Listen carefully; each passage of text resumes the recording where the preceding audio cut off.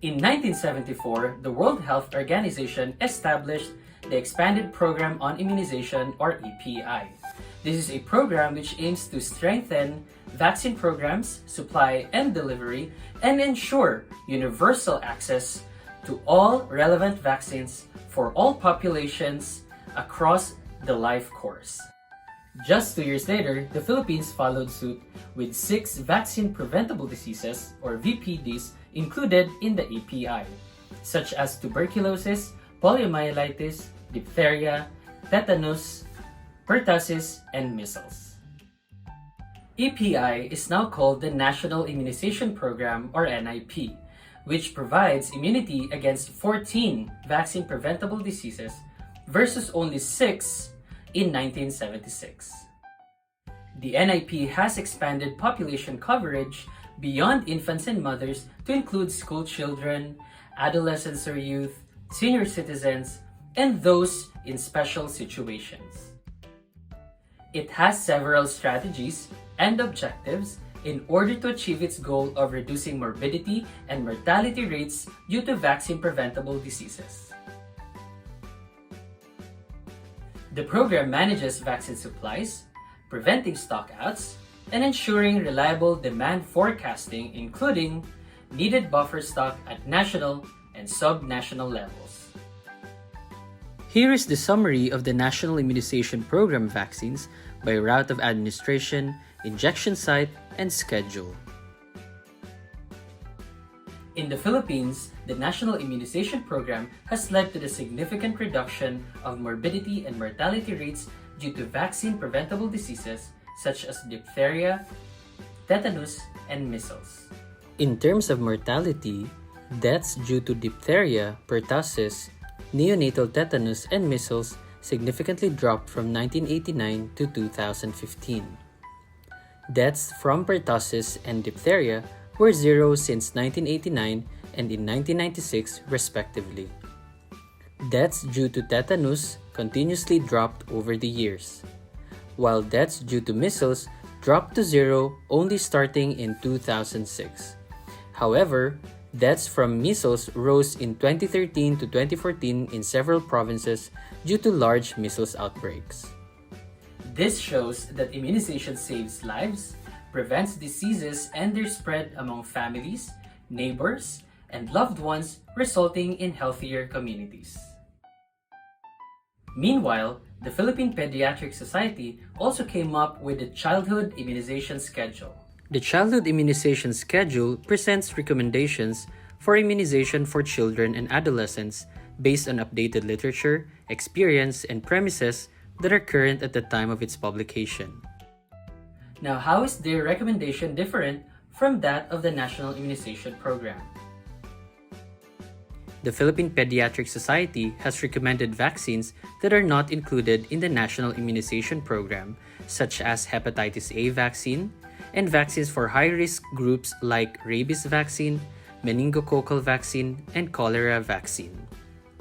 There are also minor differences in dose or schedule and specific recommendations. For instance, in BCG, PPS recommends a modified dose of 0.1 ml for children at least 12 months old, whereas there is only a single dose recommended in the National Immunization Program. In NIP, there are recommendations for infants of HIV-positive mothers which were not stated in the Philippine Pediatric Society recommendations.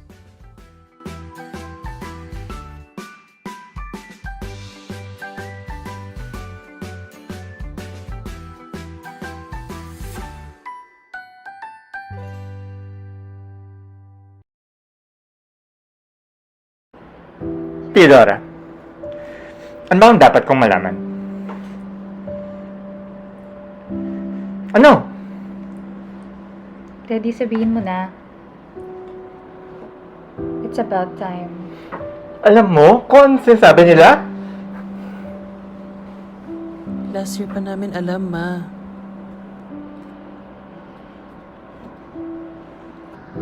Last year pa? Nung birthday ni CJ, pupuntahan sana namin kaso nagkasakit siya. Sabi mo, sipon lang, di ba?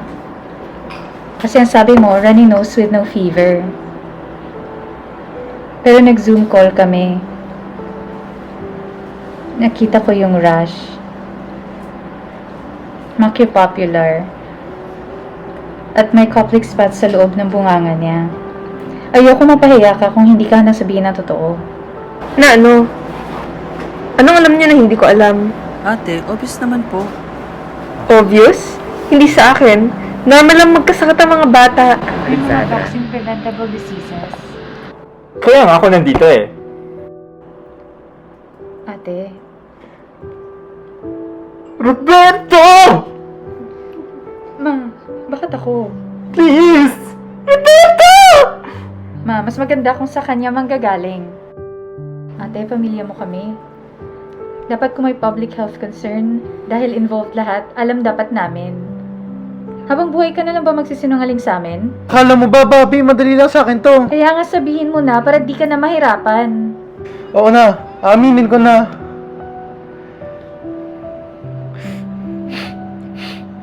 Ma. Ma, I'm sorry. Sorry, Ma. Noong 9 months pa lang si CJ, hindi ko siya napabakunahan ng MMR kasi sabi ng NIP na 9 and 12 months pero sabi ng PPS na 12 and 16. Hindi po totoo na fully vaccinated si CJ kasi wala siyang MMR vaccines. Mula po nagsimula siya sa eskwelahan. Lagi siyang nahahawa sa mga nasakit tulad ng chickenpox at influenza.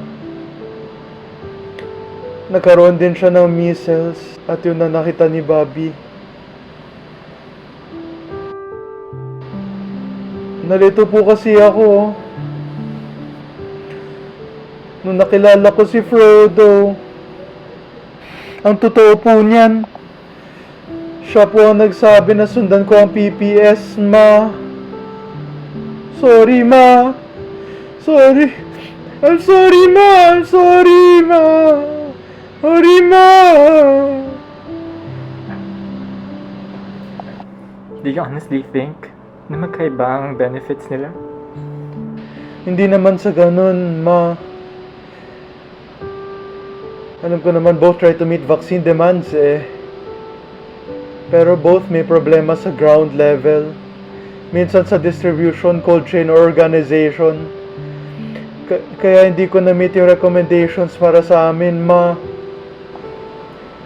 At minsan nadala ako sa anti-vax statements ni Alex. Ate, At kahit anong gawin ko, hindi ko makabisado yung NIP gaya ni Bobby. Ako? Oo, Bobby. Ikaw na kaya on the dot sundan lahat ng recommendations ng NIP. Ako kahit anong kayod ko, kahit anong pagod ko, hindi ko kaya habulin yung sked.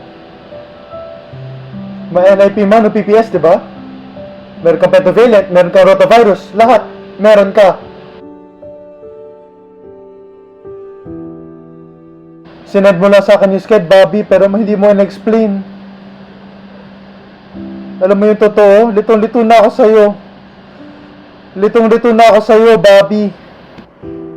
Pero bakit parang galit ka? Pero bakit kasalanan ko? Parang kasalanan ko. Kung nagtanong ka lang, pwede ko na ma-explain sa inyong lahat. At birth, dapat may BCG at Hepa B. At 6, 10, and 14 weeks yung Penta, OPV at PCV. Pati na rin yung rotavirus vaccine given orally. By 14 weeks, sali na si IPV. Pag nag-9 months, dapat meron ng for MMR at JE. By 12 months, bigay na natin ang second dose ng MMR. Dapat nga may booster shots pa tulad ng TD at 5 to 7 years at 11 to 15 years. Bigay na rin natin ng HPV at 9 to 10 years. Para hindi laging nakakawa sa flu, give na natin ng influenza vaccine annually. Sana na-follow mo yun kasi bentang-benta yun for immunity. Bentang-benta para safe. Kaya siguro ang atensyon ni Mommy nasa NIP.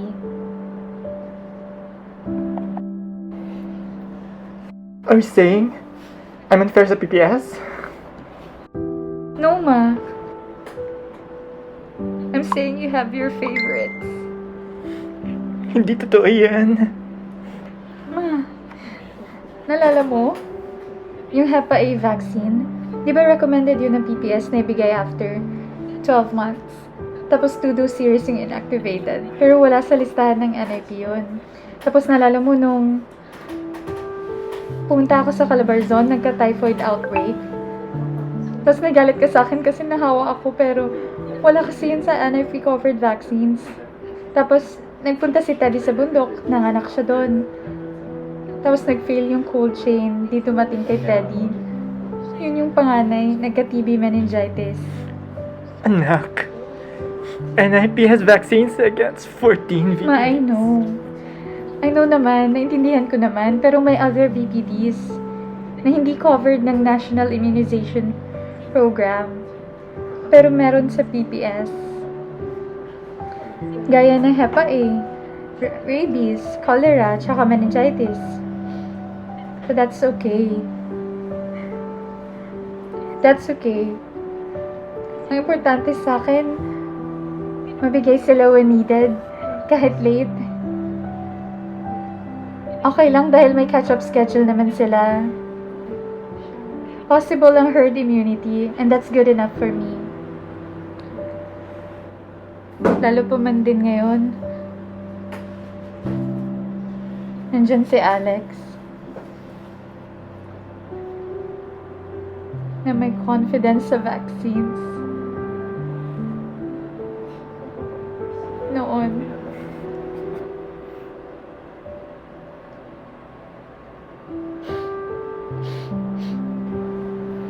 So, simula nung umuwi ako, wala akong ibang narinig sa kanya kundi delikado ang bakuna, masama ang bakuna. Pichasa lang nagpapabakuna and I'm sorry. Sorry Alex kung matigas ako sa paningin niyo pero vaccines work, I'm sorry. Tita, louder queen. I'm sorry, anak. I didn't know you felt that way. Ma, hindi kita sinusumbatan, ha? I'm sorry. I'm sorry. I thought I was being fair. Because in my heart, I loved you all the same way. Come here.